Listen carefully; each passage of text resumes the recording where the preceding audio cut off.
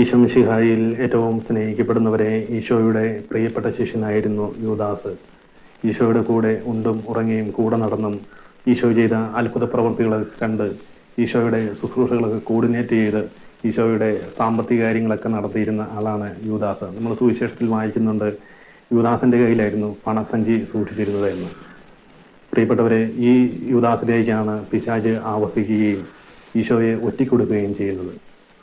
നമ്മൾ സുവിശേഷത്തിൽ വായിക്കുന്നുണ്ട്, യൂദാസ് നിഷ്കളങ്ക രക്തത്തെ ഒറ്റിക്കൊടുത്തുകൊണ്ട് ഞാൻ പാപം ചെയ്തു എന്ന് പറഞ്ഞ് വെള്ളി നാണയങ്ങൾ ദേവാലയത്തിലേക്ക് വലിച്ചെറിഞ്ഞിട്ട് പോയി തൂങ്ങിച്ചാകുന്നത്.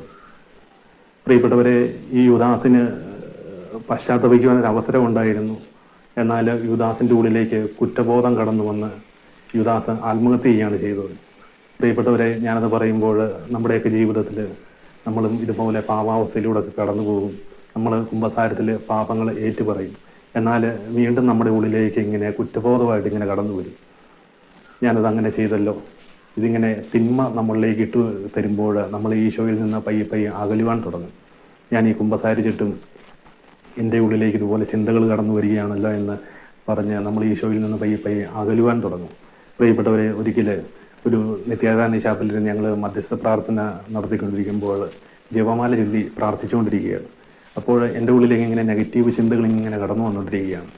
അപ്പോൾ വാഗൊണ്ടിങ്ങനെ അതരം കൊണ്ടിങ്ങനെ ജപമാലയിൽ പ്രാർത്ഥിക്കുന്നത് ഉള്ളിൽ ഇങ്ങനെ നെഗറ്റീവ് ചിന്തകൾ കടന്നു വരുമ്പോൾ ഞാനിങ്ങനെ ഈശോയോട് ഇങ്ങനെ പറഞ്ഞു, ഈശോയെ, മറ്റുള്ളവർ നോക്കുമ്പോൾ നല്ല അടിപൊളിയായിട്ട് ജപമാല ചെല്ലുന്നു, പക്ഷേ എൻ്റെ ഉള്ളിലെ അവസ്ഥ ഈശോയ്ക്ക് മാത്രം അറിയത്തുള്ളൂ എന്നിങ്ങനെ ഈശോയോട് ഇങ്ങനെ പറഞ്ഞപ്പോൾ ഈശോ പറഞ്ഞു, നിന്റെ ഉള്ളിലേക്ക് കടന്നു വരുന്ന ഈ നെഗറ്റീവ് ചിന്തകളെ ഓർത്ത് എനിക്ക് നന്ദി പറയുവാൻ പറഞ്ഞു.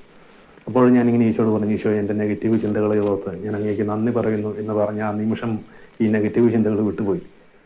അതുപോലെ ഈ കുമ്പസാരത്തിലൊക്കെ ഏറ്റുപറഞ്ഞ പാപങ്ങൾ നമ്മുടെ ഉള്ളിലേക്ക് വീണ്ടും കുറ്റബോധമായിട്ട് കടന്നു വരുമ്പോൾ ഈശോയെ, ഈ വരുന്ന ഈ പാപത്തിൻ്റെ ചിന്തകളെ ഞാൻ ഈശോയ്ക്ക് ഇതിനെ ഓർത്ത് ഈശോയെ ഞാൻ അങ്ങേക്ക് നന്ദി പറയുന്നു എന്ന് പറഞ്ഞ ആ നിമിഷം നമ്മളിൽ നിന്ന് വിട്ടുപോകും.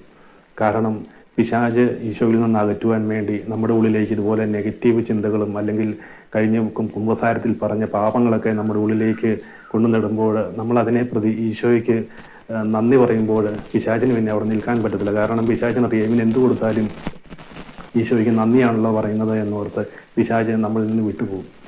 അല്ലെങ്കിൽ നമ്മൾ ഇതിനെ ഓർത്ത് എനിക്കിപ്പോഴും ഇതുപോലെ നെഗറ്റീവ് ചിന്തകളാണല്ലോ, അല്ലെങ്കിൽ കുമ്പസാരത്തിൽ പറഞ്ഞ പാപങ്ങൾ വീണ്ടും എന്നിലേക്ക് കടന്നു വരികയാണല്ലോ എന്ന് ഓർത്ത് പലരും ഇങ്ങനെ നിരാശയിലേക്ക് വീണു പോകാറുണ്ട്.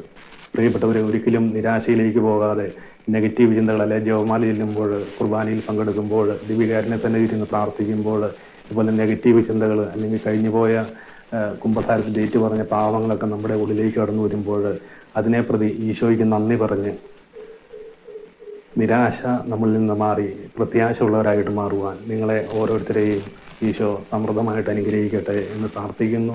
പരിശുദ്ധ അമ്മ മാതാവിൻ്റെ മാധ്യസ്ഥവും വിശുദ്ധ മിഖായേൽ ദൂതൻ്റെ സംരക്ഷണവും എപ്പോഴും നിങ്ങൾ ഓരോരുത്തരോടും കൂടി ഉണ്ടായിരിക്കട്ടെ. Ave Maria, praise the Lord, hallelujah.